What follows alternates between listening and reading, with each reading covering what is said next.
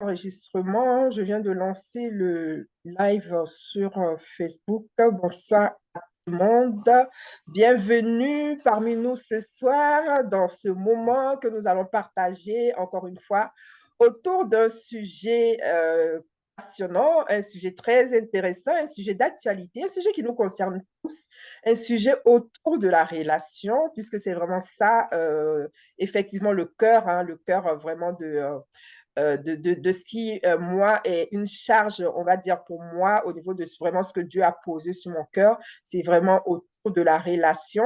Et donc, ce soir, nous allons aborder la relation aujourd'hui sur un autre aspect. Nous allons aborder la relation ce soir sous l'aspect du célibat. Voilà ce que nous allons partager ce soir. Je vous souhaite bienvenue parmi nous. Merci aux personnes qui sont connectées et je vais demander aussi aux personnes qui sont sur le Facebook de nous rejoindre. Je vais juste vérifier déjà que, yes, ça passe bien sur le Facebook. Donc là, c'est top. Alors, je vais partager le lien Zoom. Je vais partager le lien Zoom aussi sur Facebook pour les personnes qui veulent nous rejoindre. Et puis, nous allons du coup démarrer notre session de ce soir avec mon invité spécial que je reçois ce soir avec plaisir.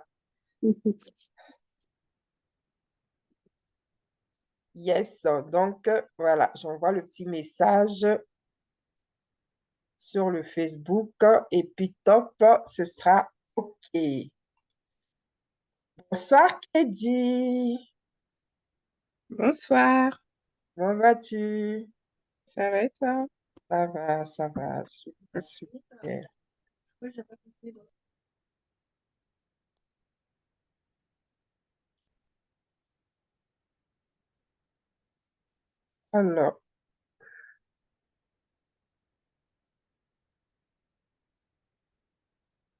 Alors, du coup, ben, je vais commencer par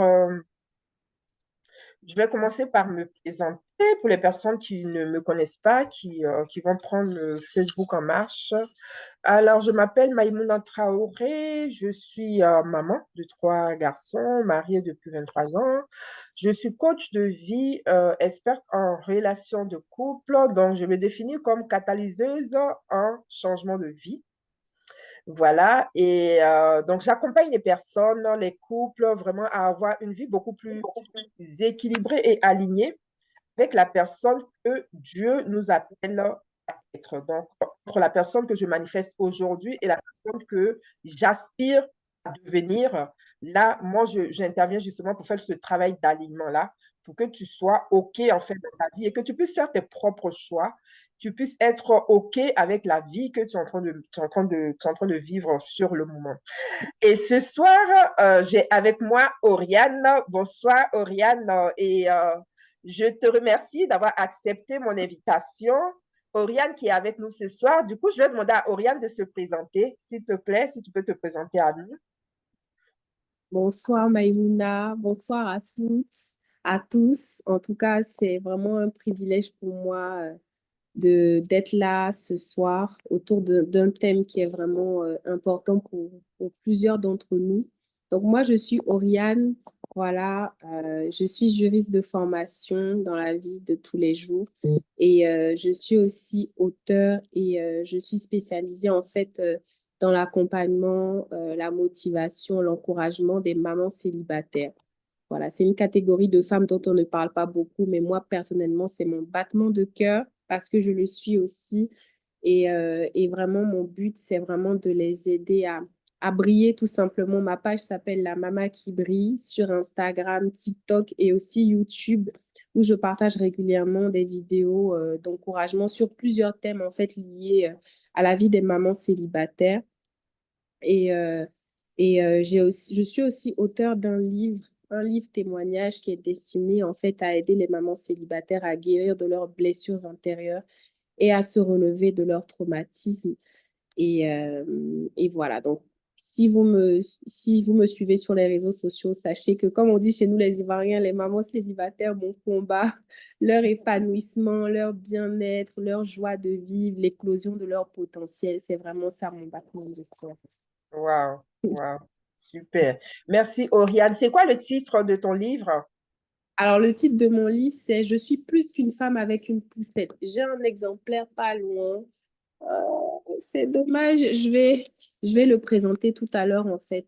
OK, Si OK. Magdalena Bien m'en donne sûr, l'occasion. bien Voilà, sûr. donc, le Je titre, suis, c'est tu as Je dit suis le plus titre, j'ai qu'une pas femme, retenu.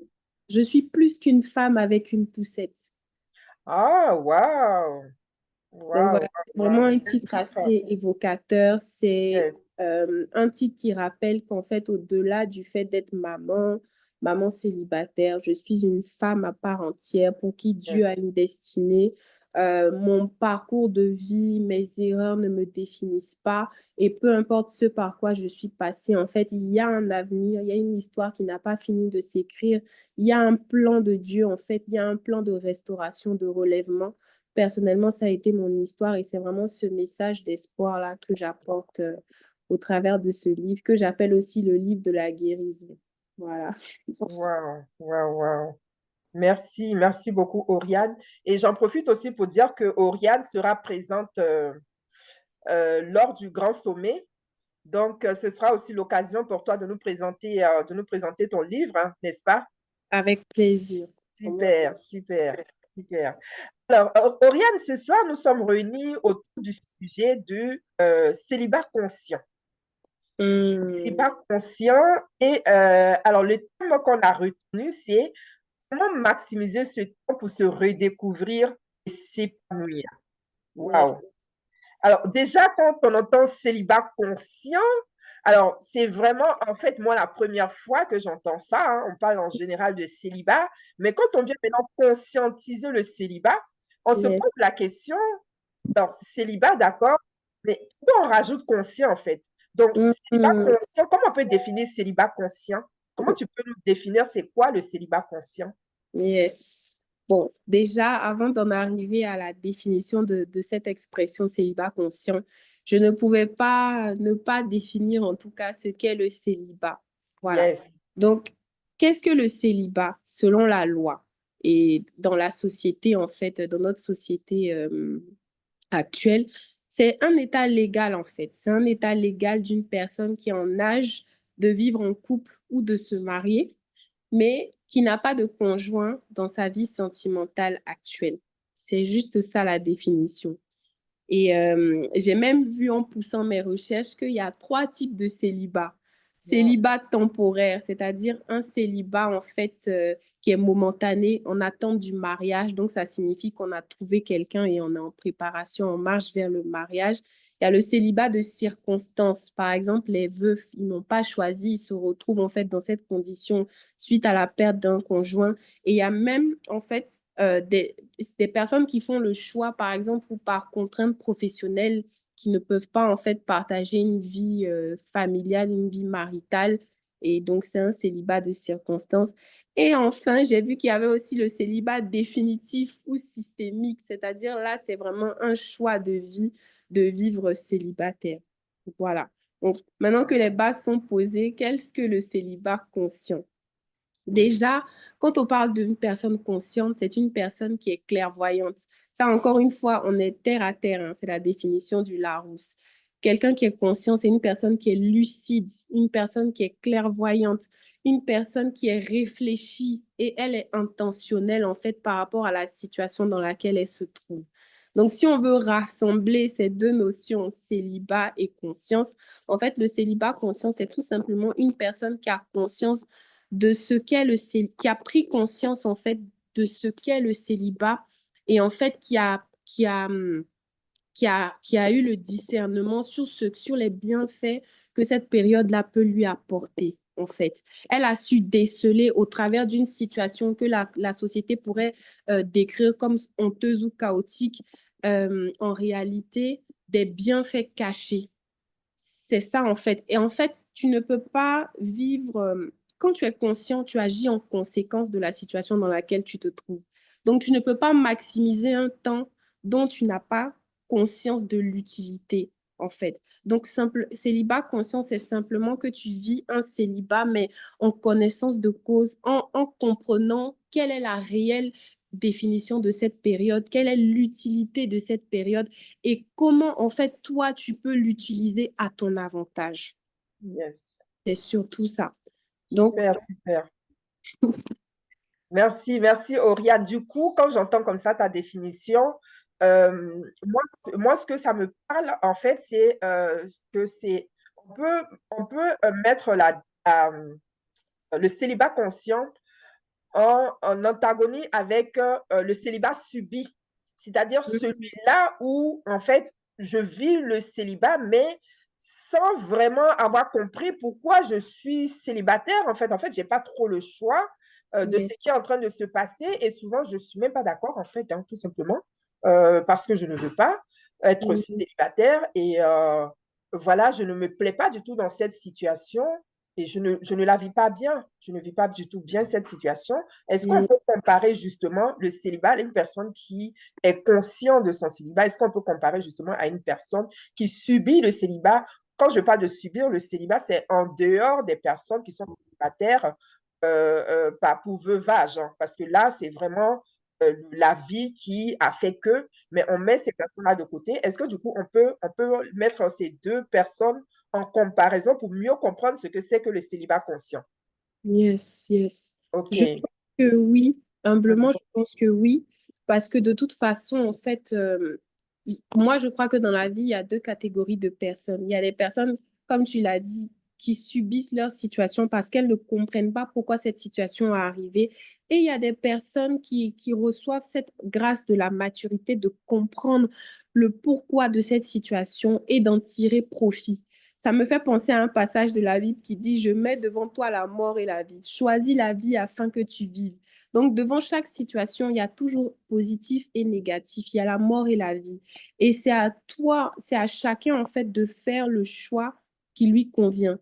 La posture que tu adoptes, en fait, va déterminer ta rapidité à sortir de cette situation. Donc, moi, je suis totalement d'accord avec Yes.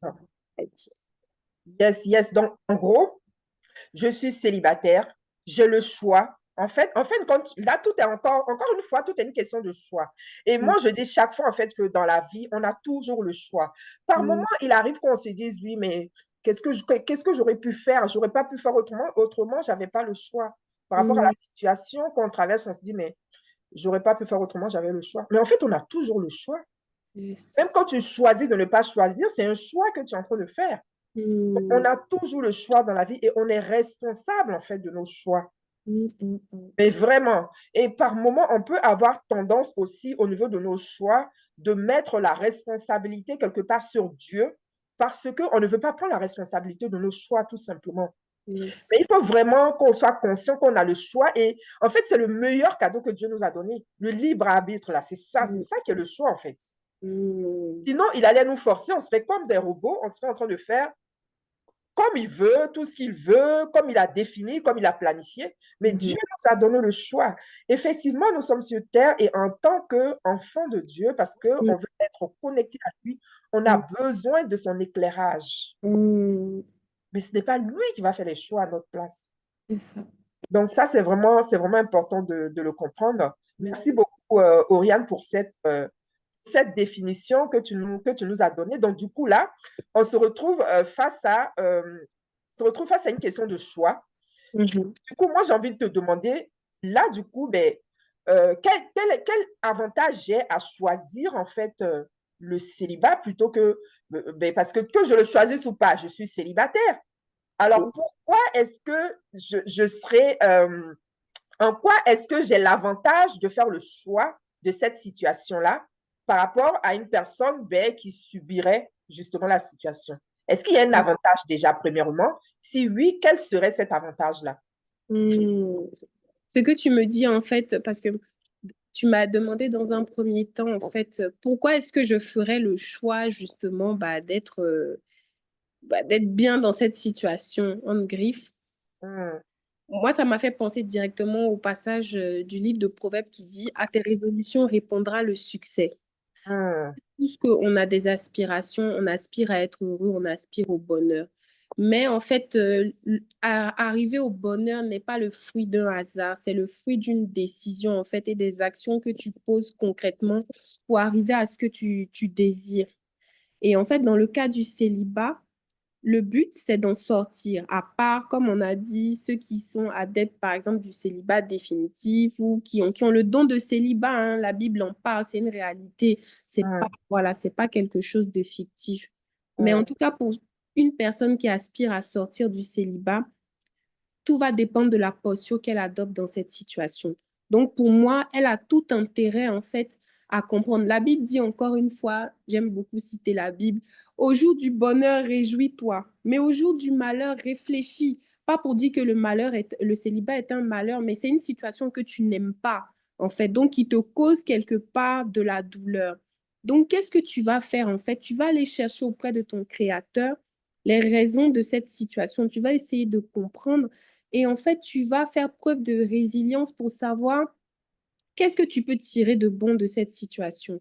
Qu'est-ce qu'elle peut t'apporter? En fait, qu'est-ce que tu peux faire à ton niveau? Comment tu peux être intentionnel pour en sortir le plus rapidement possible, en tout cas, si c'est ton désir. Donc, pour moi, en fait, à partir de ce moment-là, ta posture, tu changes directement de posture, en fait, et tu te mets dans la position de quelqu'un qui veut s'en sortir et qui se donne les moyens de s'en sortir.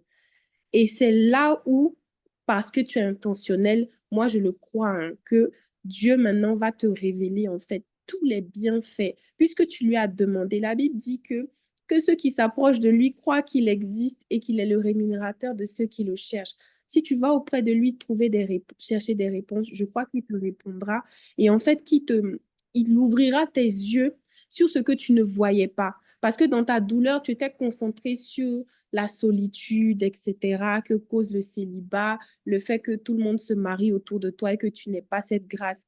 Mais quand Dieu va t'ouvrir tes yeux, tu comprendras tellement de choses et finalement, tu finiras par apprécier une période qui était censée être pour toi un moment de souffrance. Parce que, en fait, bon, on va en venir, je pense que par la suite, je ne sais pas comment tu orientes tes questions, mais on va sûrement en venir. Mais je crois que quand tu te mets dans cette posture-là, en fait, en décidant de faire confiance à Dieu et en le laissant t'enseigner ce qu'il veut t'enseigner dans cette saison, assurément, en fait, en fait, euh, les réponses en fait à tes questions. Et c'est et c'est justement dans cette quête que Dieu aussi va te révéler les solutions. Parce que c'est entre ses mains que se trouvent les solutions. Il ne nous tente pas au-delà de nos forces. Mais lorsque mm, survient la tentation, qu'est-ce qui se passe? Il nous donne le moyen d'en sortir, en fait. Donc, mm. c'est là au milieu de la tentation, c'est là au milieu de l'épreuve plutôt que tu as tout intérêt à chercher Dieu. Et c'est là que ton esprit va commencer à s'ouvrir sur toutes les bonnes choses. Je vais parler de façon pratico-pratique parce que là, c'est comme si je donnais un cours pour parler de ma propre expérience parce que là, je pense que Yes. ça sera beaucoup plus parlant. Mm, Quand je me suis retrouvée célibataire, franchement, je m'y attendais pas du tout. Et je pense que c'est le cas de beaucoup de femmes. Mais sauf que moi, j'étais éloignée de Dieu, en fait. J'étais éloignée de Dieu, j'ai vécu une relation hors mariage. Donc, c'était pas de la volonté de Dieu, en fait. Et donc, quand je suis sortie de cette relation, au milieu des pleurs, de la solitude, j'ai découvert une chose en priant, en cherchant Dieu, c'est que je ne me connaissais pas. Je ne savais pas qui j'étais. J'avais réalisé que je ne vivais qu'au travers de ce que l'autre pensait de moi. Je ne m'appréciais qu'au travers de ce que l'autre aimait de moi, en fait. Mais je me suis rendu compte que je n'aimais rien de moi. Je n'aimais pas mon corps, je n'aimais pas ma personnalité, je n'aimais pas qui j'étais. Et ça, c'était un véritable problème. Donc, pendant cette période, j'ai réappris à m'aimer, en fait, à m'accepter telle que je suis. Parce que de toute façon, j'ai essayé de me mettre dans la peau d'une autre personne. J'ai essayé de plaire, en fait, en me forçant à être quelqu'un que je n'étais pas, en fait, pour plaire à quelqu'un. Et j'ai vu que malgré tous mes efforts, ça n'a pas marché. La relation a quand même pris fin. Donc, j'avais tout intérêt, en fait, à m'apprécier. Et c'est là où j'ai compris qu'au final, en fait, Dieu m'a créé à dessein, tel que je suis, la personnalité que je suis, le corps que j'ai, le visage que j'ai. En fait, c'était un choix de Dieu. Mais ça, tu le découvres comment? Au travers de la parole de Dieu, de la méditation. Ça, c'est un puissant moyen pour transformer aussi ton mindset et ta façon de voir les choses. La Bible dit que la révélation de la parole éclaire les simples. Donc, moi, j'avais besoin d'être éclairée. Comment dire, David a dit quoi dans les psaumes? Il a dit, je te loue de ce que je suis une créature merveilleuse, mais quoi? Et mon âme le reconnaît bien. Il y a ce Mm, que Dieu dit de toi et il y a est-ce que toi, en fait, ton âme l'accepte et le reconnaît. Il y a mm, besoin d'avoir un shift dans ta mentalité et ce shift-là, en fait, il est opéré par la connaissance de la parole parce que c'est elle qui va venir te transformer. Elle va t'emmener à comprendre les choses que par ton propre intellect, tu refusais. Elle va venir briser les faux raisonnements qui s'étaient forgés dans ton esprit à cause peut-être des paroles blessantes que tu as eu à entendre du conjoint, à cause peut-être des blessures que tu as eu à emmagasiner dans ton enfance, les problèmes familiaux, etc. Donc, personnellement, le moyen de m'en sortir a été la méditation de la parole de Dieu parce que c'est ce qui est venu transformer mon intelligence. Je me suis retrouvée je me souviens, je méditais le livre des Proverbes. Il y en a 31 chapitres dans le livre des Proverbes et je méditais un chapitre qui correspond à un jour. Donc, par exemple, le premier, je médite le Proverbe 1. Et à force de lire ce livre de la sagesse, mon intelligence s'est ouverte en fait et j'ai été transformée. Je me retrouvais lorsqu'il y avait des mauvaises idées qui revenaient, je me retrouvais en fait à ce que le Saint-Esprit mette dans mon cœur des paroles qui venaient contredire automatiquement ces mauvaises pensées. Je ne m'en rendais même pas compte, mais la transformation a été spirituelle. Et wow. personnellement, c'est un puissant moyen que j'aimerais conseiller ce soir. Si tu vis une période de célibat compliquée, un puissant moyen de t'en sortir, c'est de méditer quotidiennement la parole de Dieu. Et je te Mm, garantis que lorsque viendra la tentation et les voix qui vont venir te rappeler euh, ta douleur, tes blessures, la parole sera tellement puissante en toi, elle va venir comme une arme. La Bible dit que parmi les âmes spirituelles, la parole est l'épée de l'esprit qui vient combattre les traits enflammés du malin. Et lui, mm, il vient toujours en fait avec une parole. C'est comme ça qu'il vient. C'est subtil. Il peut utiliser le jeu. Tu vas penser que c'est toi qui parles, mais ce n'est pas toi. C'est le diable en fait qui vient au travers d'une voix négative. Il se sert du moment de faiblesse que tu vis au travers de cette situation et il vient semer des paroles. Et c'est à toi de renverser cette parole. Mais comment tu vas faire si tu n'es pas équipé en fait de l'épée qui est la parole de Dieu? Comment est-ce que tu vas recevoir cet équipement? C'est en méditant quotidiennement la parole de Dieu. Donc, c'est le plus puissant moyen qui existe. Personnellement, c'est comme ça que j'ai été transformée. Voilà. wow, wow, wow, merci. Merci pour toutes ces pépites. Donc, la transformation au travers de la parole de Dieu. Amen. Qu'est-ce que c'est puissant. Merci beaucoup. Qu'est-ce que c'est puissant. C'est fort. C'est vraiment fort. Et tu as dit, si on traverse une période de célibat compliquée, tu as partagé ça comme clé. Et j'aimerais aussi étendre cette clé-là à tous les domaines de nos vies, en fait. Même que nous Mm, soyons en couple ou que peu importe la situation dans laquelle nous sommes, si nous traversons une période compliquée, vraiment, se plonger dans la parole de Dieu est vraiment une clé pour nous permettre d'aller mieux, pour nous permettre de pouvoir mieux nous recentrer et nous permettre d'aller vraiment à l'essentiel, en fait. Pourquoi? Parce que, en fait, la parole de Dieu, c'est ça, c'est Dieu, je laisse même la parole, Dieu, en fait, c'est notre source. Parce que c'est le choix que nous avons fait. On n'est mm, pas obligé, on n'était pas obligé de choisir Dieu. Encore une fois, comme je l'ai dit au départ, Dieu nous a donné le libre arbitre. On a le choix de le suivre ou de ne pas le suivre.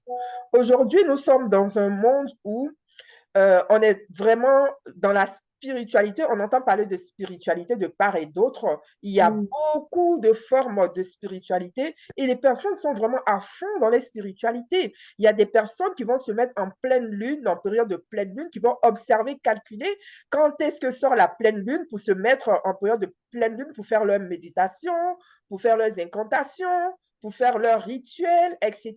C'est leur choix. Nous avons choisi Dieu. Donc, par rapport à ça, eux, ils ont leur source. Nous, parce que nous avons choisi Dieu, Dieu est notre source.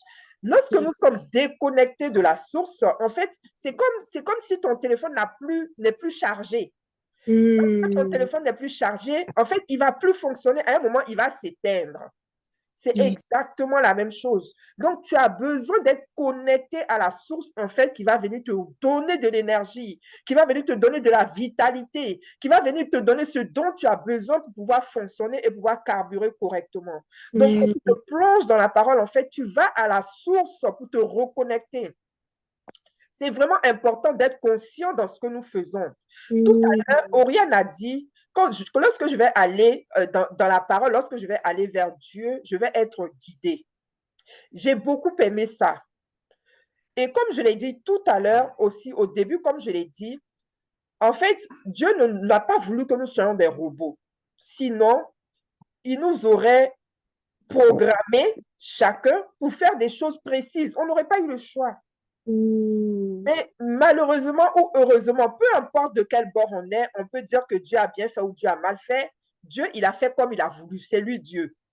Yes. Et comme il a voulu, il nous a donné le libre arbitre. C'est ça Mm. qu'il a voulu. Et même s'il ne nous avait pas donné le libre arbitre, s'il nous avait fait comme des robots, je suis sûre qu'on allait même se plaindre en disant, mais pourquoi il nous a fait comme des robots? Il aurait quand même pu Mm. nous laisser choisir. On n'a même pas le choix, l'objet de faire ce qu'il veut. On aurait toujours trouvé moyen de se plaindre. Mm. Mm. Aujourd'hui, Dieu, il nous a donné le libre arbitre. Mm.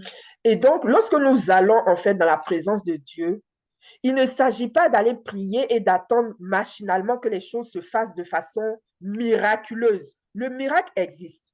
Le miracle, il s'opère lorsque humainement, ce n'est pas possible d'agir. Dieu Mm. intervient en ce moment-là. Lorsque humainement c'est compliqué, Dieu intervient. Mais en dehors de ça, Dieu attend ton action. Yes. Dieu veut que tu agisses. Dieu va te donner des pistes. Et c'est pour ça que beaucoup sont dans la prière pendant des années et qu'ils attendent. Parce que Dieu ne va pas venir faire ce que tu es capable de faire toi-même. Mm. Dieu va te montrer des pistes. Il va te connecter. Il va te faire des ouvertures pour que tu comprennes en fait où se trouve la clé pour ouvrir en fait la porte que tu as demandé dans ta prière. Et c'est Mm. là où beaucoup d'entre nous nous sommes bloqués parce que on attend en fait que Dieu vienne nous révéler, Dieu vienne nous répondre dans un emballage cadeau que nous-mêmes nous avons déjà prédéfini. On a Mm. choisi, on s'est dit que lorsque Dieu va venir me répondre, l'emballage cadeau doit être rose. Du coup, lorsque Dieu va nous répondre dans un emballage noir, on s'est dit non, non, ça, c'est pas Dieu. Mm. On choisit, tu demandes à Dieu qui est le Tout-Puissant, mais en même temps, quelque part, on est en train de lui imposer la façon dont il doit nous répondre. Ce n'est pas possible. Mm. Soit il est Dieu, soit il n'est pas Dieu. Donc, Mm. lorsqu'on va dans la présence de Dieu, c'est pour avoir les clés. Ce n'est pas pour avoir le miracle. Le Mm. miracle, encore une fois, il s'opère lorsque humainement, ce n'est pas possible. Yes. Quand on peut humainement, Dieu va utiliser des humains pour t'aider. Mm. Donc, ça va commencer par toi. Ça va commencer par une personne à côté de toi. C'est pour ça que des fois, tu vas avoir quelqu'un qui va venir te donner une parole. Voilà ce que je ressens pour toi. Voilà ce que j'ai à cœur pour toi. Ou Mm. alors, simplement, tu peux être aujourd'hui, avec l'aide du numérique, tu peux être en train d'écouter un message sur Facebook qui parle de ta situation. Tu as ta réponse. C'est ça. Maintenant, si toi, tu dis non, Dieu ne peut pas être dans le Facebook, Dieu ne peut pas être dans le YouTube, toi, tu as déjà bloqué Dieu. Donc, tu vas Mm. passer à côté de tes réponses. Moi, je me souviens au début, quand on a commencé à avoir les cultes sur YouTube, il y avait beaucoup d'églises qui critiquaient, qui disaient oui, maintenant, il y a les cultes sur les réseaux sociaux, etc. Aujourd'hui, tout le monde fait ça. Mm. Aujourd'hui, toutes les églises sont sur les YouTube. Mm. Donc, en fait, il faut vraiment sortir de la religion. Dieu n'est pas religieux. Dieu n'est pas, on ne peut pas dire Dieu, il est comme ci, Dieu, il est comme ça. Dieu, il est comme il veut. Ou bien c'est pas Dieu. C'est-à-dire que si on l'a tellement compris qu'on peut le définir, c'est qu'il n'est plus Dieu. Donc, à un moment, comprenons vraiment que Dieu est Dieu et que Dieu, on va auprès de Dieu pour avoir des clés. Si ça se Mm. trouve, tu es là ce soir parce que tu traverses une situation où tu as prié, où tu te demandes, Seigneur, comment je fais? Peut-être que ce soir, c'est un moyen que Dieu, une piste que Dieu est en train de te donner pour te dire, peut-être, fais un travail d'accompagnement. Ou Mm. peut-être connecte avec cette personne, ou peut-être achète le livre de Oriane, lis-le. Tu sais, on ne sait pas comment Dieu fait les choses. Des fois, c'est juste une petite parole qui va venir décanter ta situation. Yes. Donc, à partir du moment où on rentre dans la prière, en fait, nos antennes doivent être maintenant ouvertes. C'est vraiment une clé. Quand tu rentres dans la prière pour dire, Seigneur, voici ma demande, quand tu sors de ta prière là, tu dois maintenant dresser tes antennes.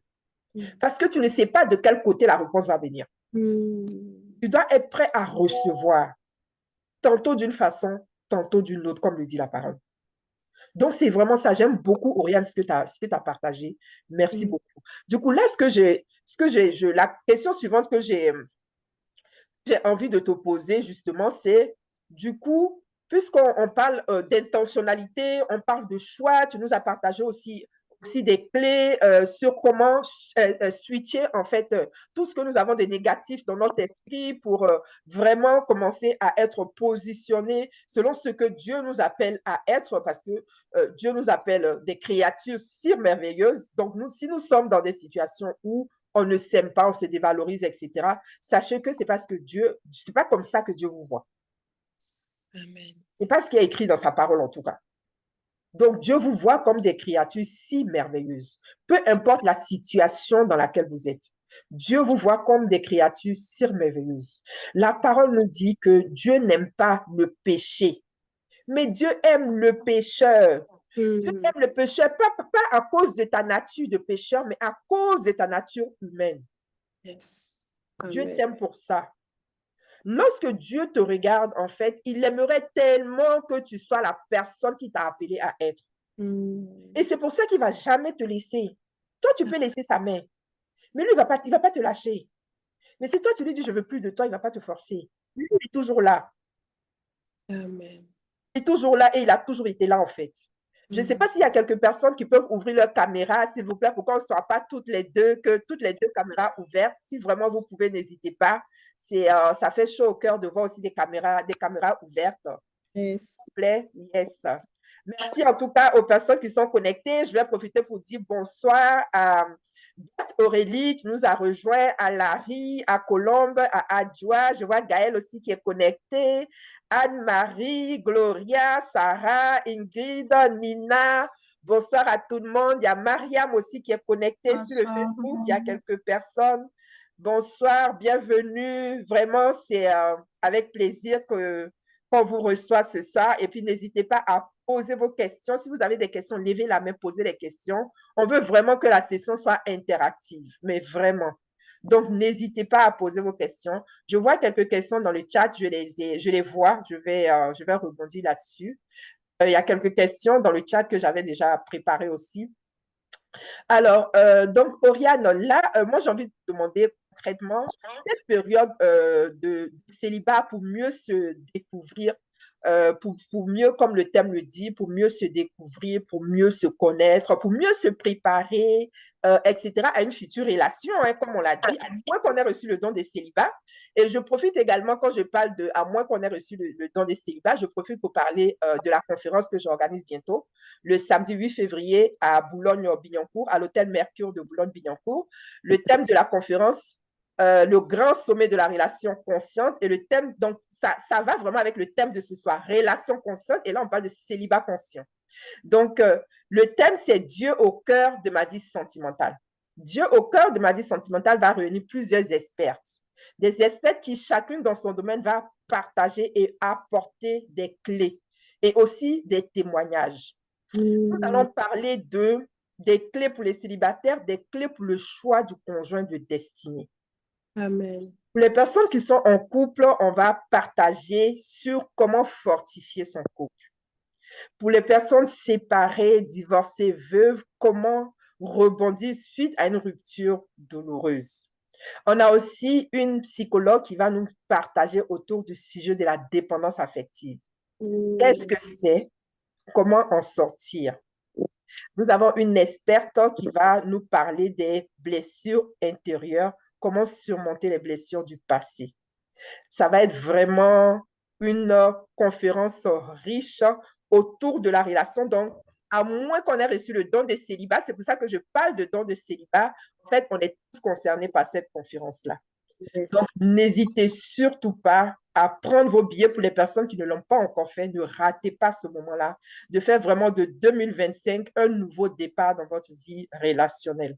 Yes. On Mais va pour nous qui sommes apprendre. là ce soir, question, Yes. est-ce qu'on peut avoir quand même un code promo?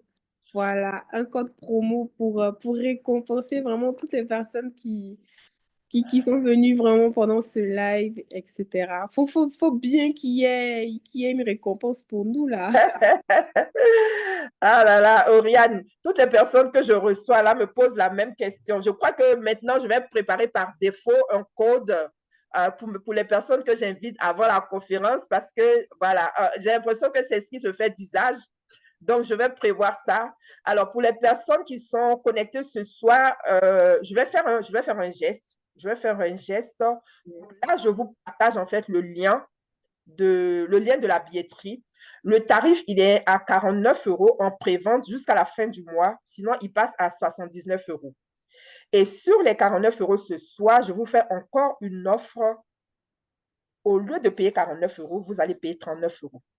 Yes. Et cette offre-là, en fait, j'ai que trois tickets, trois billets pour ça. Donc, les trois premières personnes qui prennent, en fait, auront l'offre à 39 €. Donc, quand vous allez dans la billetterie, vous rentrez le nombre de billets sur les 49 € et vous mettez le code. En dessous, il y a un code de réduction. Vous mettez le code de réduction SONIA, SONIA. Et vous aurez le tarif, en fait, de 39 €. Est-ce qu'il y a des personnes déjà ce soir qui sont intéressées par la conférence? Vous pouvez juste lever la main ou mettre un cœur pour qu'on sache. Je reconnais déjà, il y a déjà près de la moitié des personnes qui ont déjà pris leur billet. Et pour les autres, est-ce que vous êtes intéressés? Est-ce que ça vous parle? Mettez juste un petit cœur pour qu'on voit.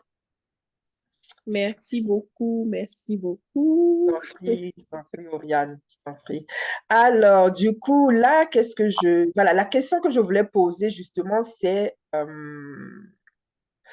comment, en fait, maximiser, du coup, cette période de célibat?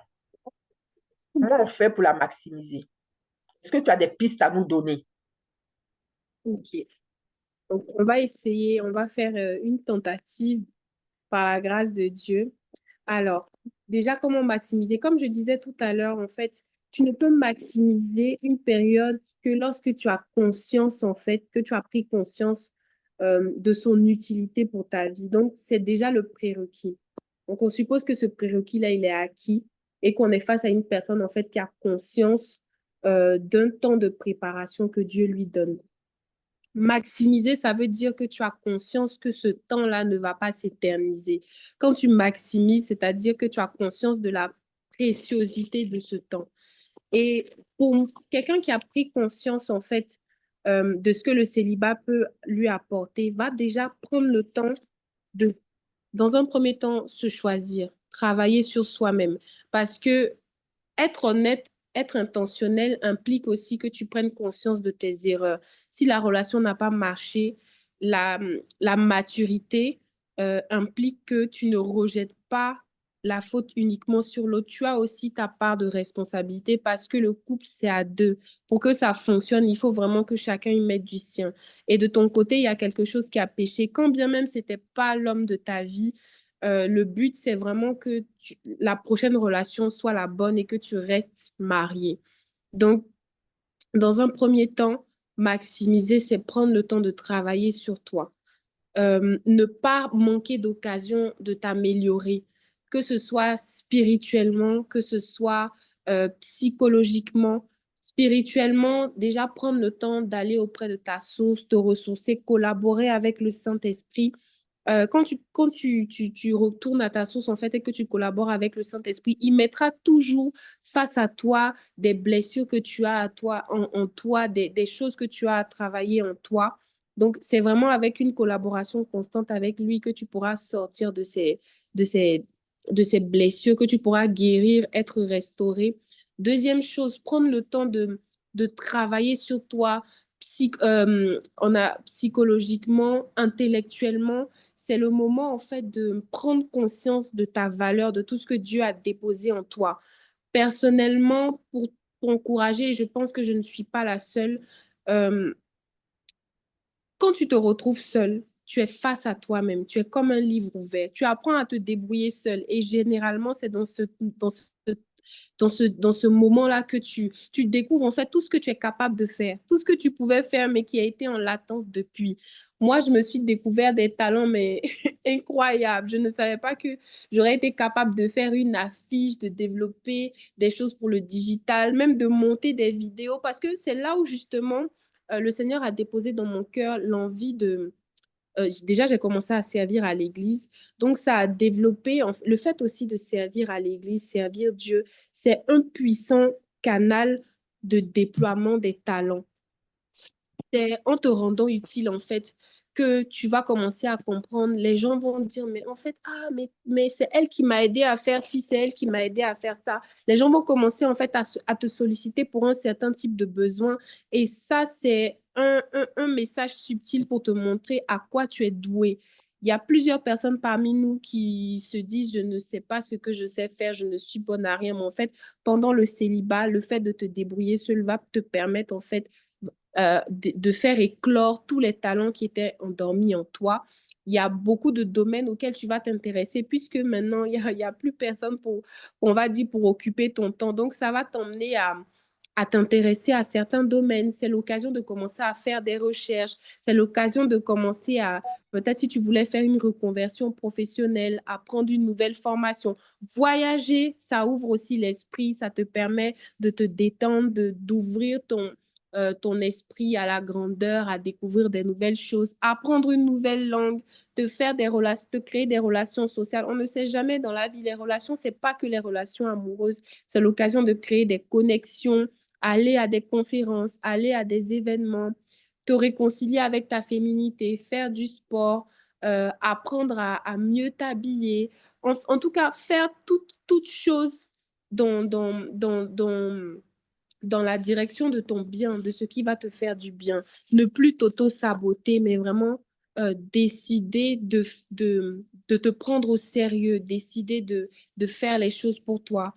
Personnellement, comme je disais, c'est ce que j'ai appris. Je me suis choisie, en fait, j'ai décidé, malgré le fait que j'étais jeune maman hein, avec un enfant sous les bras, je me suis dit, ah, mais j'aimerais bien faire ça. J'aimerais bien avoir un meilleur salaire. J'aimerais bien offrir une meilleure vie à mon fils. J'aimerais bien voyager avec mon fils. J'aimerais bien. Franchement, tout ce que j'avais à cœur, tous les rêves que j'avais, même si c'était difficile, je me renseignais sur Internet pour savoir, mais comment on fait pour devenir ça? Comment on fait pour avoir ça? Et j'avais assez de temps, en fait, pour pouvoir faire chose que je pense que les femmes mariées et Mouna, qui l'est depuis 23 ans, pourra témoigner. Quand on a une vie de famille, un mari, des enfants, plus charge mentale, plus tous ta vie professionnelle, c'est plus du tout évident à gérer. Et c'est vraiment un temps que tu n'auras plus. C'est aussi des temps où j'ai passé des moments super beaux dans la présence de Dieu. C'est aussi un temps que tu n'auras pas. Avoir une maison, un appartement pour toi où tu peux te balader partout, te recueillir dans la présence de Dieu, prendre des temps de retraite, jeûner, prier, ça n'a pas de prix. C'est là où tu reçois des révélations puissantes. C'est là où le Seigneur te met des puissants rêves à cœur. C'est là où le Seigneur t'équipe.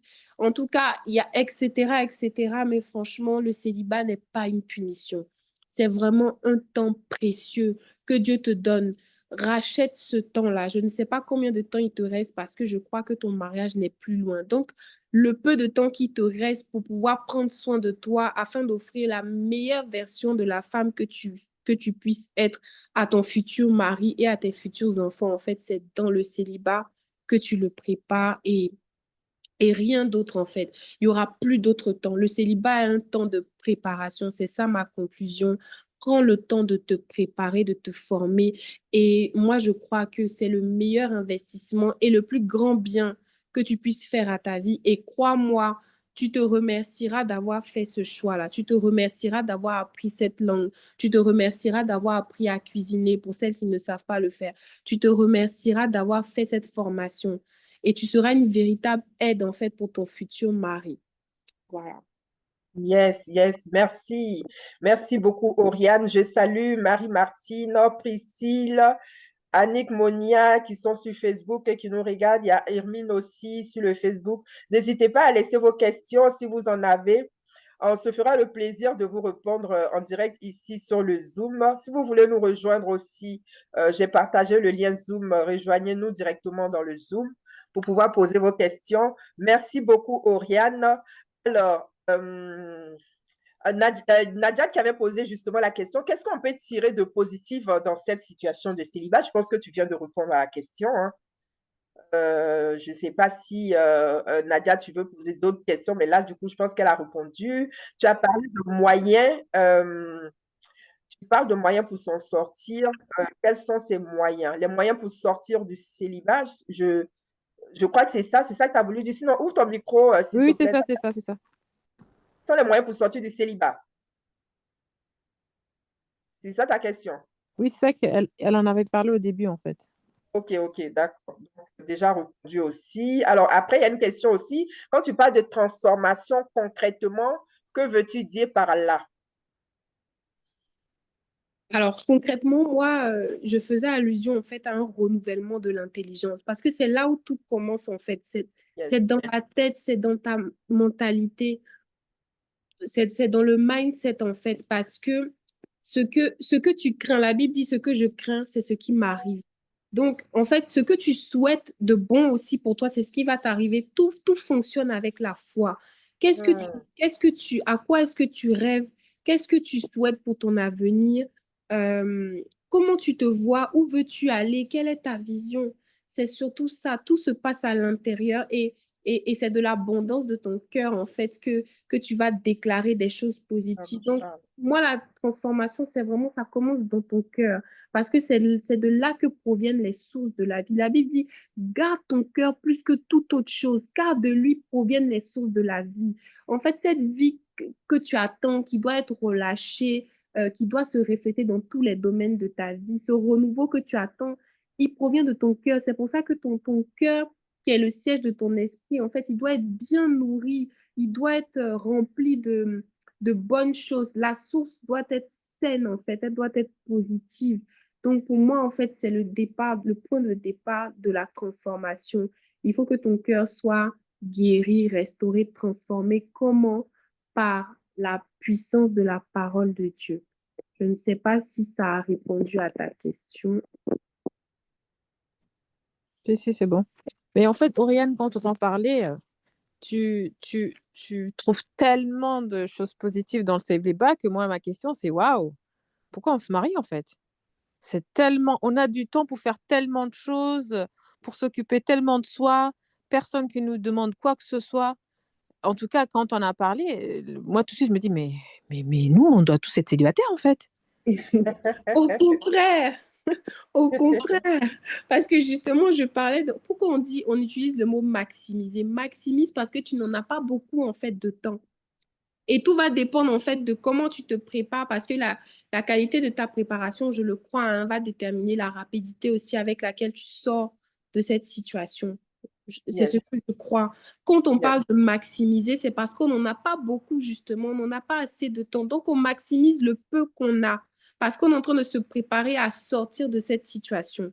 Donc c'est vraiment dans ce cadre-là que je citais en fait tous ces avantages à tirer de ce temps. Mais attention, on ne fait pas l'apologie du célibat, pas du tout.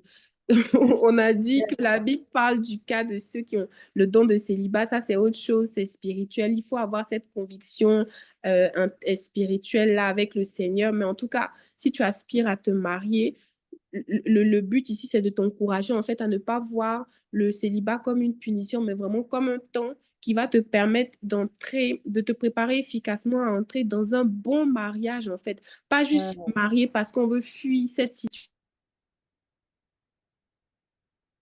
Ton micro, Oriane. Ton micro s'est coupé.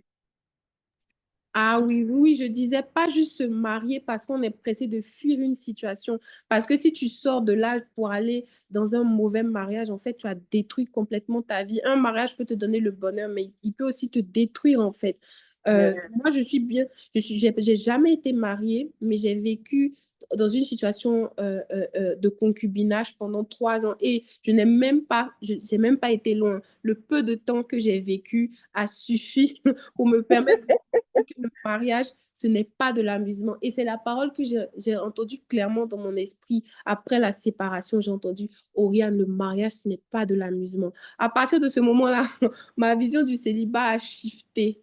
Je n'ai plus été impactée par les beaux mariages de mes sœurs. Je bénis Dieu pour leur vie. La Bible dit, réjouissez-vous avec ceux qui se réjouissent. Mais je sais que moi, chacun a son histoire, sa destinée. Comme on dit chez nous, les Ivoiriens, celui qui a vu le lion et celui qui n'a pas vu le lion n'ont pas la même façon de courir. Non. Tu sais de là où tu es quitté et tu sais où tu veux aller en fait. Tu sais ce que tu ne veux plus. Donc, tu prends tes précautions et tu travailles en fait. Et personnellement, c'est pas pour aller dans un mariage bric-à-brac, c'est pour aller dans un... Ton micro, Oriane. Oh là là, non, non, je disais, c'est pas pour aller dans un mariage bric-à-brac, c'est pour aller dans un bon mariage en fait, parce qu'on croit, nous, en Christ, que les mariages heureux existent. Les mariages Amen. une lune de miel continue existent. C'est pas fait pour Amen. les pasteurs ou pour les autres, c'est le but pour lequel Dieu nous a créés en fait. Il veut qu'on Super. soit heureux et qu'on se multiplie, on multiplie cette race de Christ-là au travers du mariage. Donc c'est pour ça qu'on ne peut pas se permettre de choisir n'importe comment et on ne peut pas rentrer aussi n'importe comment dans le mariage. Il faut être préparé. Donc c'est vraiment sur cette posture-là que je décrivais les bienfaits du célibat, mais je ne faisais pas l'apologie, bien au contraire. Super, merci beaucoup. Merci, Oriane. J'aime beaucoup la réponse, la question de Nadiat. J'aime beaucoup sa question.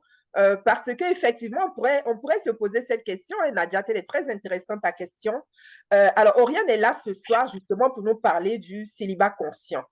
Donc, dans le célibat conscient, c'est comment bien vivre son célibat. Donc, il est tout à fait normal que ce qu'elle apporte soit des choses positives, parce que bien vivre, c'est vivre positivement. Donc, ce qu'elle apporte justement, c'est comment vivre positivement son célibat. Comme on a dit, on a le choix. En fait, on peut faire le choix de déprimer, de se dire, je suis seul, j'ai personne avec qui parler, comment je vis cette vie, c'est quoi cette vie, etc. Mais il faut savoir aussi qu'il y a des mariages où on se sent seul. On est marié, mais on aurait préféré même être célibataire. Parce qu'on est marié, mais on n'a personne avec qui parler. Donc, aussi bien qu'il y a le célibat conscient où on peut bien vivre le célibat, il y a aussi des mariages où on est heureux dans le mariage. Et pour arriver de célibat à mariage heureux, justement, c'est cette étape-là dont on est en train de parler, cette période de préparation. Comment je rentre dans le mariage? Si je rentre dans le mariage en fuyant le célibat, parce que Oriane l'a si bien dit, en fait, je suis juste en train de fuir. Et ce que je fuis va me rattraper. Donc, il ne s'agit pas de fuir, il s'agit plutôt de se préparer à rentrer dans le mariage et non pas de fuir le célibat pour aller dans le mariage. C'est pour ça qu'on parle de célibat conscient. On est conscient de ce qu'on fait et c'est pour ça que le thème de la conférence, c'est relation consciente. Pourquoi je rentre dans la relation? Il faut qu'on soit conscient de ce qu'on fait en fait. Combien d'entre nous sommes rentrés dans une relation, mais des fois même sans s'en rendre compte, on s'est réveillé du jour au lendemain, on s'est retrouvé, on est dans la relation. On n'a même pas vu les choses venir. Et des fois, si on te pose la question, mais pourquoi tu es en relation avec cette personne, tu ne sais même pas répondre. Tu vas dire quoi? Parce que je l'aime. Parce que je l'aime. Il faut vraiment savoir pourquoi on rentre en relation. Est-ce qu'on est conscient de ce qu'on est en train de faire? Est-ce qu'on a checké d'abord ce qui a besoin d'être checké déjà chez l'autre? Est-ce que déjà je sais ce que je ne veux pas? Ça, déjà, c'est la première question à se poser avant de rentrer dans le mariage. Est-ce que je sais ce que je ne veux pas? Déjà. Ça, c'est vraiment important. Ensuite, faire le travail sur soi. Comme l'a dit Oriane, la période de célibat, c'est vraiment le travail où Dieu va te montrer les choses dont tu as besoin de travailler en toi. Et il faut faire ce travail-là. Et comment tu fais ce travail-là, justement? Eh bien, Dieu va te connecter avec des personnes qui peuvent t'aider. Des personnes qui sont passées par le chemin par lequel, les personnes qui ont eu la victoire, là où toi, tu veux aller. Va vers ces personnes-là pour avoir les clés. Les personnes qui sont tombées là où toi, tu ne veux pas tomber. Va vers ces personnes-là pour avoir les clés. Les personnes qui sont tombées, qui se sont relevées, là où toi tu es resté tombé, que tu n'arrives pas à te relever, va vers ces personnes-là pour avoir les clés. C'est important de savoir ce qu'on fait. Le sablier de notre vie, le temps, là, ça avance. On est plus en train de se rapprocher de notre mort qu'on est éloigné de notre naissance. Hein. Il faut vraiment en prendre conscience. Et ça va arriver sans crier gare. Hein. Donc, le temps qui reste, qu'est-ce que j'en fais? Comment je vais vivre le reste de ma vie, en fait?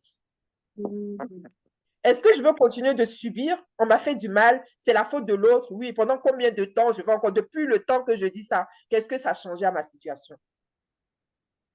Pendant combien de temps ça va être la faute de l'autre? Qu'est-ce que moi-même j'ai besoin de travailler sur moi? Et ça, des fois, c'est des choses qu'on ne peut pas voir nous-mêmes.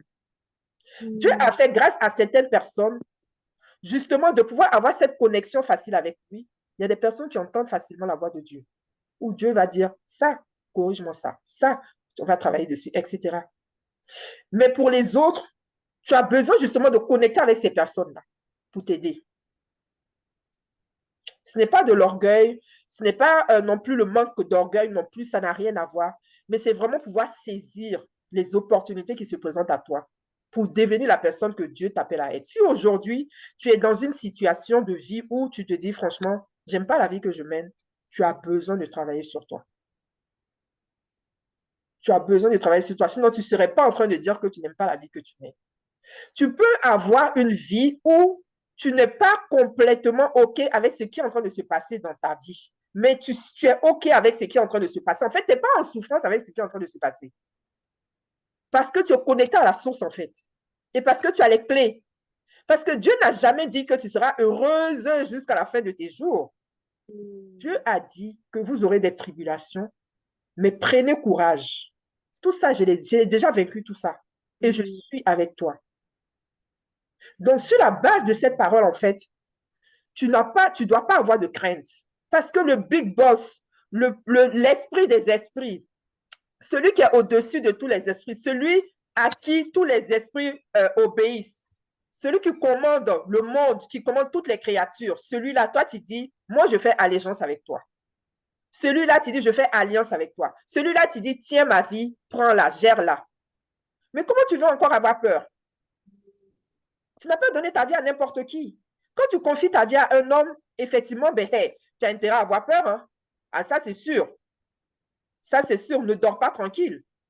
Ah oui, parce que l'homme lui-même, il est en train de se chercher et toi, tu lui confies ta vie. Donc, c'est normal que quand tu confies ta vie à un humain, tu ne sois pas OK, tu ne sois pas sereine, tu ne sois pas en paix. C'est tout à fait normal parce que ce n'est pas son rôle à lui. Tu attends d'une personne qu'elle te rende heureuse. Une personne qui est elle-même en train de chercher aussi le bonheur. Mais si elle est en train de chercher le bonheur, c'est qu'elle ne l'a pas. Alors, si elle ne l'a pas, comment elle peut te la donner? Va à la source.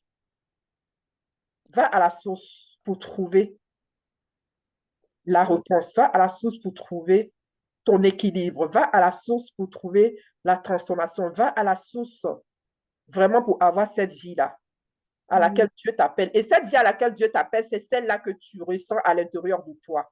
Quand tu te dis, je sens que cette vie n'est pas faite pour moi. Cette autre vie-là qui est faite pour toi, peut-être que tu n'arrives pas à la définir, mais tu sais que tu as appelé à autre chose. Cette autre chose-là, c'est ce que Dieu a placé dans ton cœur. C'est ça qui est ta vraie vie. Et c'est celle-là que tu dois manifester. Il y a Ingrid qui a levé la main tout à l'heure. Je vais juste demander aux personnes de nous dire juste d'où vous êtes connectés, s'il vous plaît, pour qu'on puisse voir un peu géographiquement. Si vous pouvez juste ouvrir le micro rapidement. Hello, bonsoir à tous. Bonsoir, Ingrid. C'est moi, Ingrid. Yes.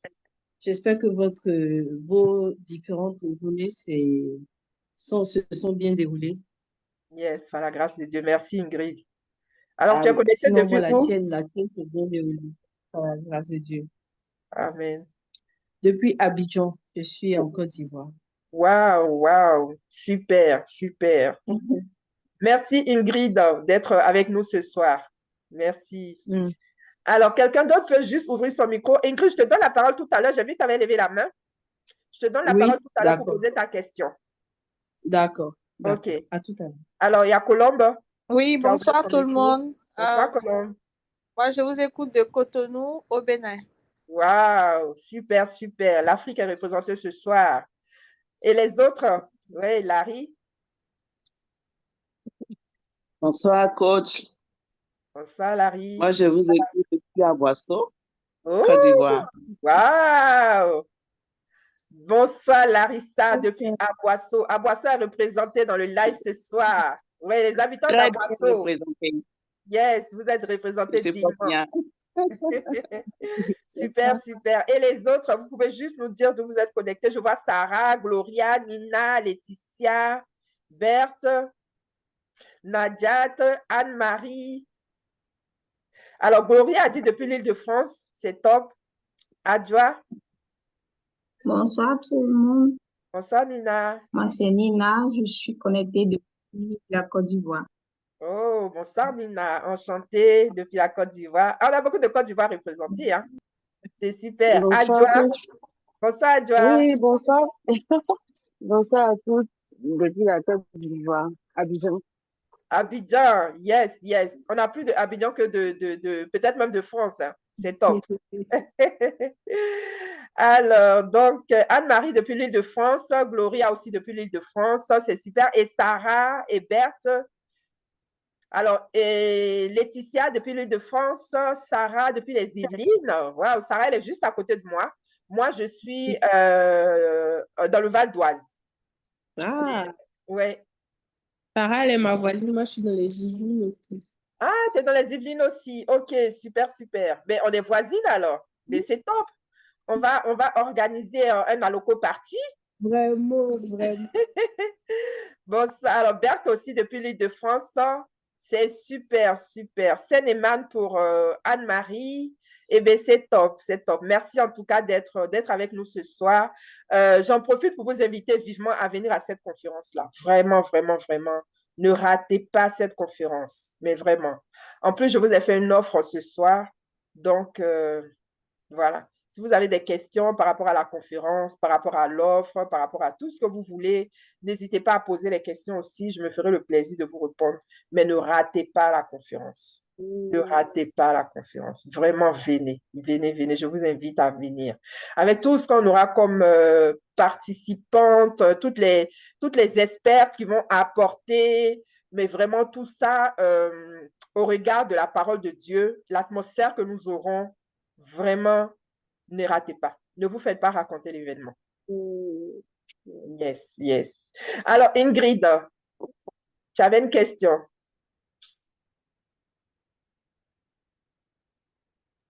Oui, effectivement, j'ai une question.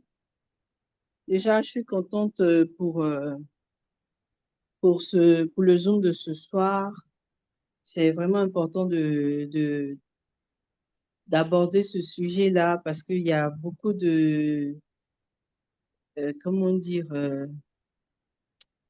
d'incompréhension sur le célibat, sur comment vivre son célibat, comment être à l'aise avec ça en fait. Du coup, moi, j'étais en train de me poser la question depuis quelque temps, est-ce que c'est normal d'avoir peur de se marier après avoir vécu, après être passé par une vie de concubinage où ça a mal tourné et qui a occasionné la séparation.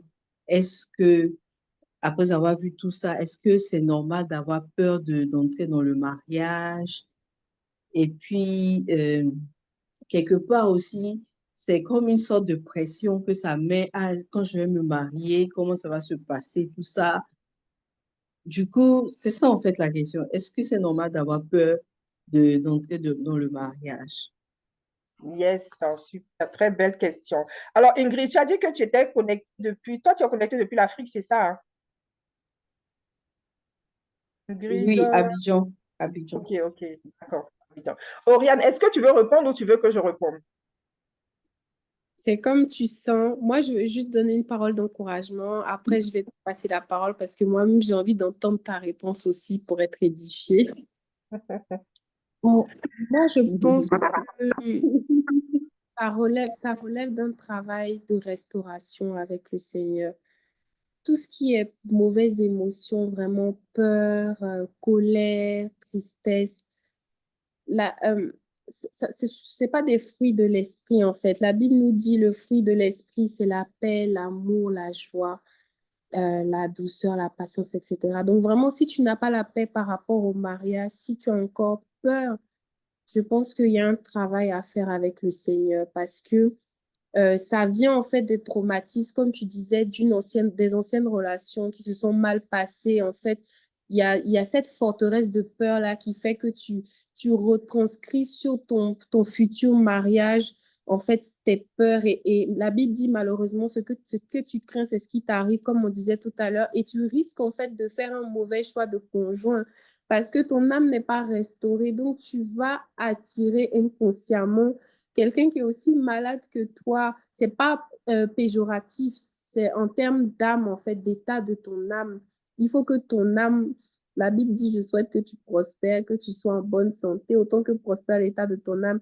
Il faut vraiment que ton âme soit en paix et que cette forteresse de peur-là, elle dégage parce qu'elle sera un obstacle, en fait, à la rencontre de la bonne personne. Personnellement, c'est ce que je pense. Et je pense que si tu es toujours dans cet état, vraiment, je prie pour que le Seigneur te restaure, qu'il mette le doigt, en fait, sur l'origine, la source véritable de cette peur. Et en fait, il faut que tu la fasses dégager au nom de Jésus. La Bible dit, ton Dieu ordonne que tu sois puissant. Comme tu es ma sœur en inbox, en fait, il y a un livre que je peux te conseiller, c'est le livre du pasteur Yvan Castanou, en fait, sortir des prisons intérieures. Ça nous donne en fait les clés pour se libérer des forteresses, en fait, des blessures intérieures. Et c'est vraiment important de faire ce travail, de ne pas se précipiter. Comme on disait, le mariage, c'est pas une course parce que c'est vraiment un marathon, en fait. C'est pas une course, c'est un marathon pour la vie. Ça sert à rien de se marier, en fait, sous la pression. Et puis, il y a cette peur-là en toi qui va venir tout gâcher. Franchement, moi, je crois que ce type de peur peut très facilement te faire tomber sur la mauvaise personne parce que ton âme n'est pas restaurée. Après, je laisse Maïmouna, qui est vraiment, qui a plus d'expérience dans le domaine. Merci, Oriane. Merci pour ton élément de Merci. réponse. Merci, Oriane. En fait, tu as tellement bien répondu et tu as vraiment donné les éléments de réponse voilà qu'il fallait. C'est vraiment ça, en fait, ce que Oriane a partagé, c'est vraiment ça. Alors, moi, j'ai envie de schématiser en disant, si tu t'es fait mordre par un serpent, c'est normal que ensuite tu aies peur du serpent. Et il y a même un proverbe ivoirien qui dit, celui qui s'est fait mordre par un serpent, il a peur du ver de terre. Alors, c'est tout à fait normal que tu aies peur, en fait, de rentrer à nouveau en relation. Pourquoi? Parce que tu te rappelles encore de la douleur, de la blessure du serpent. Tu n'es pas encore guéri de la douleur de la blessure du serpent. Donc, si tu vois un ver de terre, tu vas prendre la fuite. Alors, encore une fois, on parle de choix là. Donc, tu as le choix. Tu as plusieurs opportunités qui s'offrent à toi. Tu as plusieurs options qui s'offrent à toi.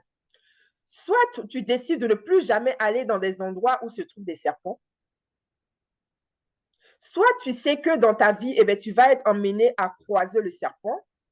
Et dans ce cas-là, tu fais quoi? Tu apprends sur le serpent. Comment fonctionne le serpent? Comment je peux aller dans un endroit où il y a un serpent sans me faire mordre? Et si je me fais mordre, comment je fais pour soigner rapidement? J'apprends sur le serpent. Le fait d'apprendre sur le serpent va aussi m'apprendre sur moi-même.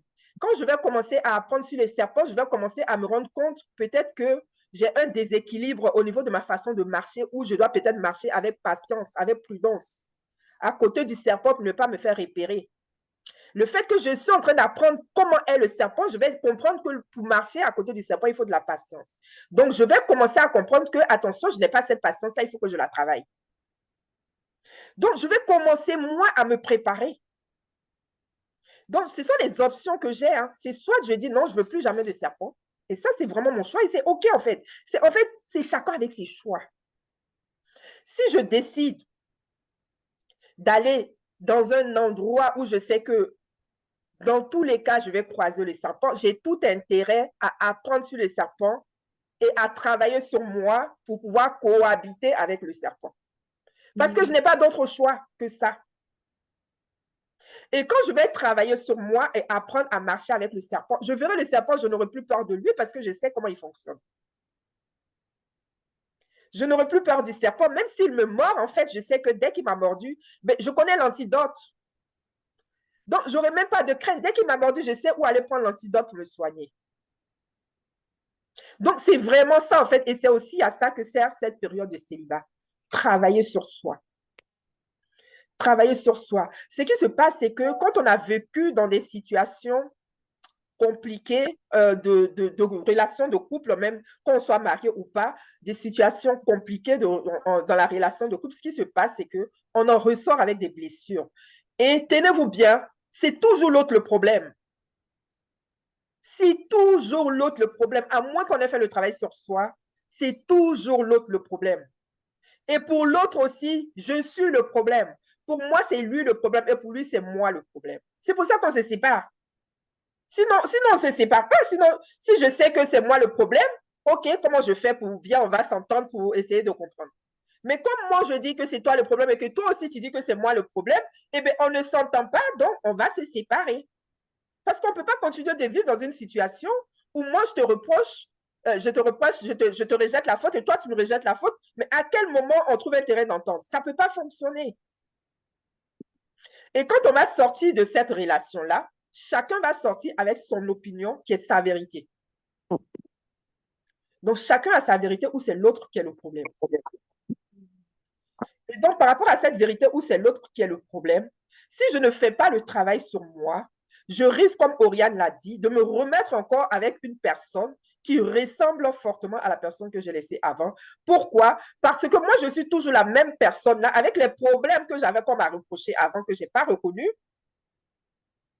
Et je vais garder ces mêmes problèmes-là pour attirer encore l'autre, pour attirer encore ce même type de personne-là, parce que c'est comment j'étais avant qui m'a attiré ce type de personne. Et si je n'ai pas fait le travail, eh bien, je vais encore continuer d'attirer le même type de personne parce que moi, je n'ai pas été transformée.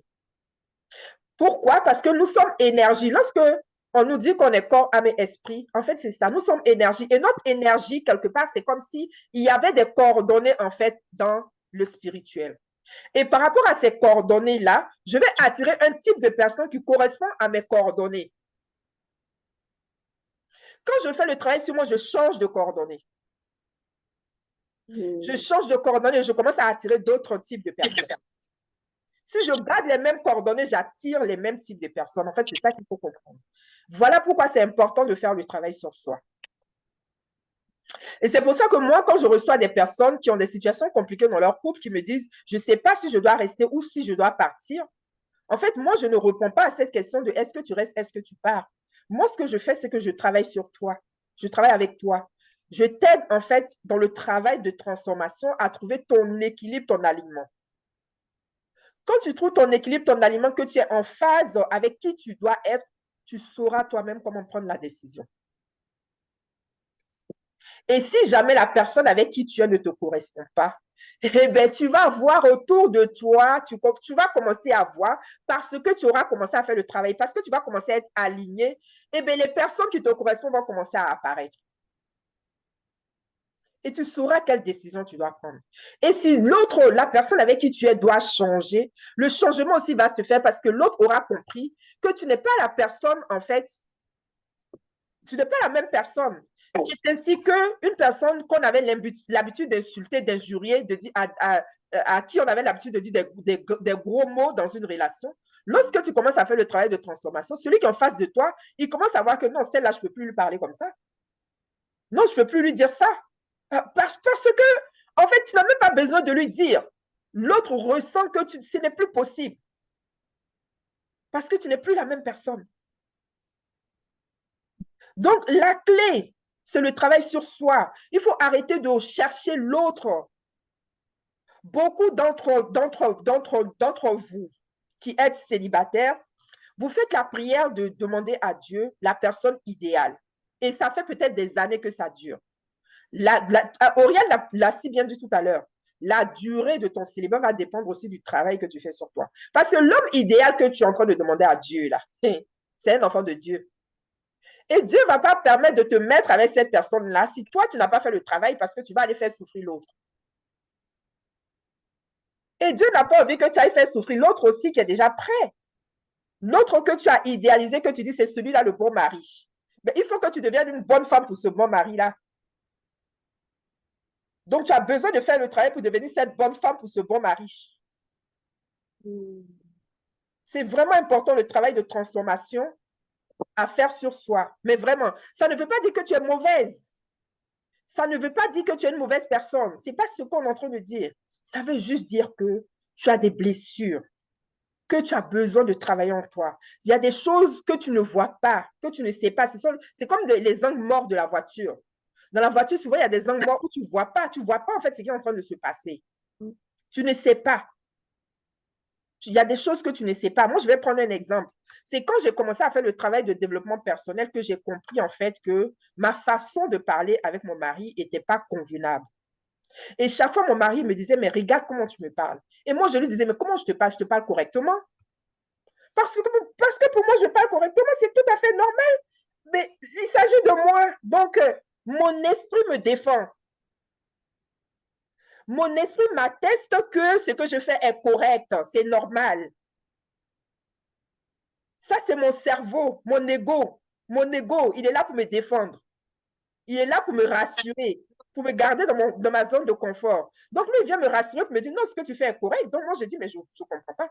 Quand j'ai commencé à faire le travail de développement personnel, que j'ai commencé à mettre en place des exercices pour les personnes que j'accompagne et que j'ai commencé moi-même à appliquer ces exercices-là, quand je me suis écoutée parler, je me suis dit, waouh, c'est donc ce que ce monsieur-là a subi depuis des années. Mais je ne pouvais pas m'en rendre compte avant. Je ne pouvais pas le savoir. Pour moi, tout le problème de ma vie, là, c'était lui. Si seulement il changeait. Tout le problème, c'était lui. Mais il a fallu vraiment que je fasse la rencontre avec le Seigneur pour pouvoir commencer à voir, en fait, comme dans un miroir, les choses que j'ai besoin de corriger, de travailler en moi. Est-ce que ça veut dire que j'étais mauvaise? Non, mais je ne savais pas. Je ne savais pas. De la même façon que tu peux considérer que ton conjoint est méchant avec toi parce qu'il te dit des paroles blessantes, c'est vrai. Ce qu'il te dit quand tu répètes aux gens, on te dit non, vraiment, il est méchant. Comment il peut te dire ça?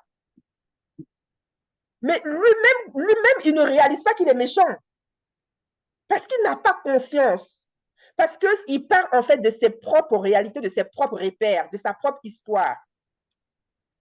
Donc pour lui, c'est normal. Et si on lui demande, lui, il va dire, mais j'ai dit ça parce que toi, tu as fait ça. Il va justifier. Travailler sur soi, c'est vraiment ça la clé. Mais vraiment, venez à la conférence, vous aurez encore plus de clés que ce qu'on vous partage ce soir-là. Mais vraiment, vraiment, vous qui êtes en Île-de-France, j'ai vu beaucoup. J'ai vu, il y a Anne-Marie, il y a Berthe qui est en Île-de-France, il y a Sarah, il y a Laetitia, il y a Gloria, ça fait au moins 5 personnes là. Ça fait au moins 5 personnes. J'espère vraiment vous voir à la conférence le samedi 8 février. Mais vraiment, vraiment. Vous êtes au moins 5 connectés ce soir. Vous avez entendu des clés. À la conférence, vous allez entendre encore plus de clés avec encore des témoignages à l'appui. Vraiment, si vous avez raté ça, bon, moi, j'ai fait ma part. Est-ce qu'on a des questions? Alors, Sarah a dit hâte. Est-ce que Sarah, tu as déjà pris ton billet? Parce que tu écris hâte comme ça, là. Moi, c'est avec le billet que je sais si tu as vraiment hâte. Est-ce que Sarah, tu as pris ton billet? Est-ce que tu as vu le lien que j'ai partagé? Sarah, tu peux ouvrir ton micro, s'il te plaît? Ah, déjà pris depuis. Ah, Sarah, c'est Sarah. OK, d'accord. Sarah. Yes. Tu as déjà pris ton billet depuis. C'est Depuis. Yes.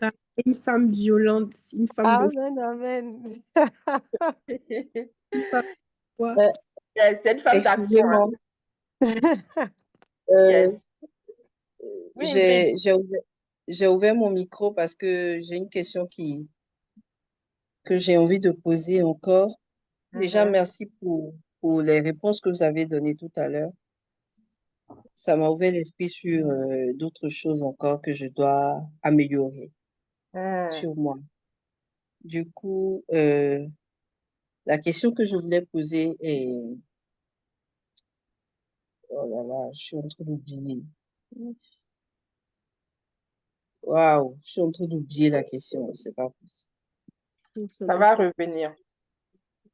En attendant que ça revienne, je vais juste te dire aussi, Ingrid, que, il y aura la possibilité de regarder la conférence à distance.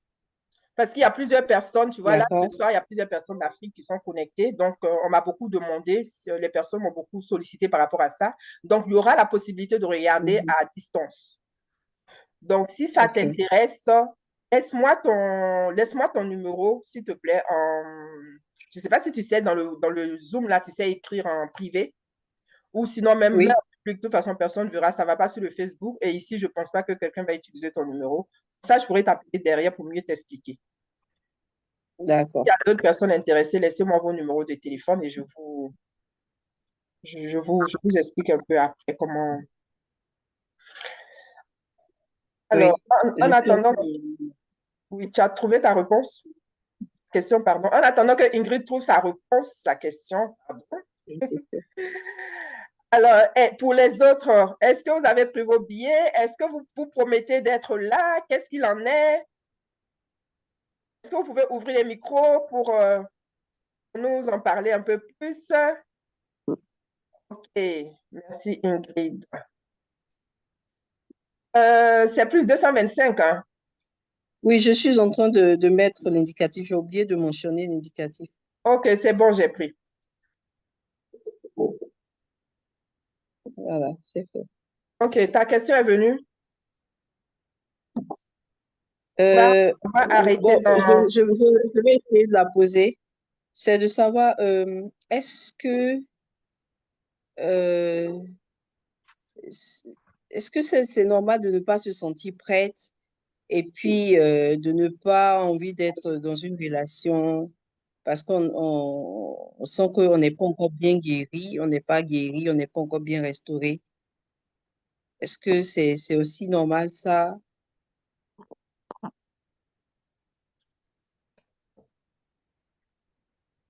Si je comprends bien ta question, c'est de savoir à quel moment tu sais si tu es prêt. Oui, voilà, c'est ça. À quel moment je sais que je suis prête?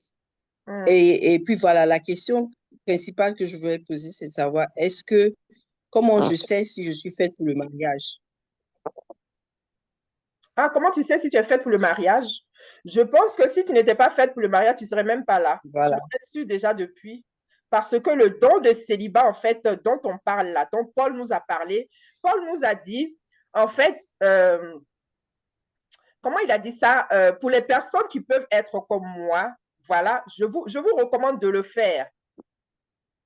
Mais pour la majorité des personnes, vous êtes appelés en fait à vivre en union. Quand tu as le don de célibat, tu n'es pas attiré par le mariage. Tu le sais en fait. Tu le sais parce que tu es consacré à autre chose. Tu as quelque chose de plus important qui t'appelle, qui t'attire. Ok.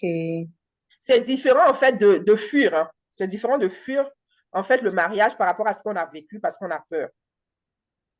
Et Hmm, s'il y a encore de la peur, c'est qu'on n'est pas encore guéri. d'accord. Hmm. Ok. Ouais, yes. Merci. Ok, ben je pense qu'on a fait le tour. Du coup, on a vraiment bien avancé ce soir. Je vais pas trop retenir mon invité, sinon la prochaine fois, elle aura peur de venir dans dans mes lives. En tout cas, merci beaucoup. Merci à chacune de vous d'avoir été là ce soir. Merci pour vos questions, pour vos partages, pour votre écoute. Vraiment que Dieu bénisse chacune de vous. Amen.